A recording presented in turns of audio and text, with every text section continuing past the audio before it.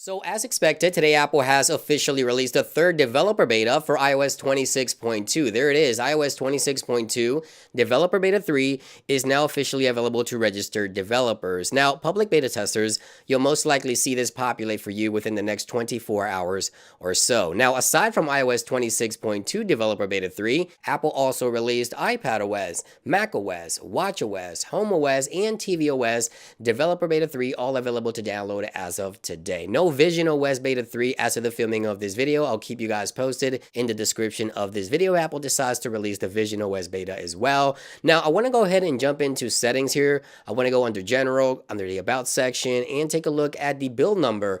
Now, oftentimes when we see the letter B, as you see right there, towards the end of the build number, it means we could see the release shortly. So we'll talk about when we can expect the official final release for iOS 26.2 to the general public, which should happen in less than a month from now. Now, the first thing I want to talk about is this new option that Apple has added to iOS 26.2, which essentially allows you to create specific context lists for AirDrop devices. So let's go into settings here under the AirDrop section. Under General AirDrop, we have Manage Known AirDrop Contacts. So this allows you to essentially send a code to another iOS device and create sort of an AirDrop contact momentarily for 30 days, right? And you'll be able to transfer and share files with another iOS device for 30 days. Now, this is very useful if you're going on, work trip or something like that, and you need to share files for, an extended period of time. You can go ahead and add someone,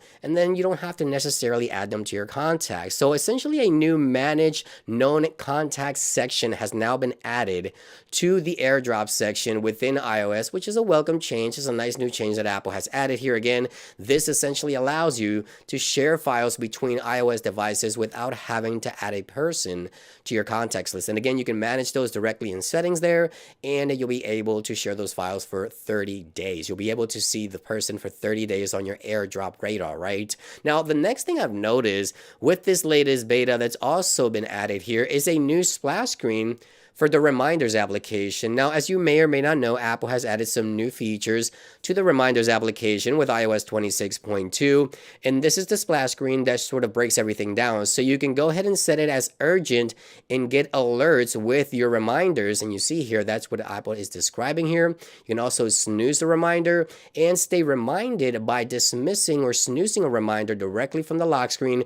You'll be able to re-enable that reminder or reschedule that reminder at a later time with a live activity on the lock screen. Now, once you jump into the application, you get the prompt here, sort of a card letting you know to add an alarm there for your reminders. So a new splash screen and a new card there inside of the Reminders application, showing you that new capability within Reminders. Now, I've also noticed that this latest beta also improves animations once again. Now, as you may or may not know, with the previous beta, we did get those really cool liquid glass animations for the UI. You see right there, that animation's a lot smoother this time around, and it feels a lot nicer to interact with these, elements within the OS that give you that liquid glass effect when you're interacting with those submenus and things like that. Now, aside from this, I haven't really noticed any additional changes. I'll obviously keep you guys posted if I know anything else or see anything else new. I'll follow up with another video, but so far these are going to be some of the changes happening here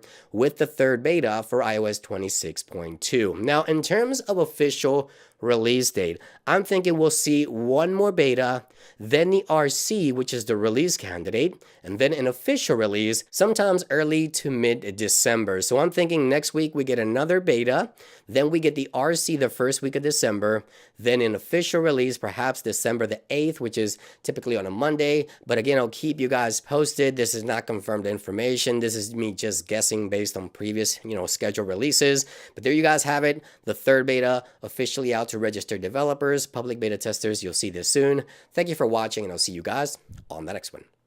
Peace.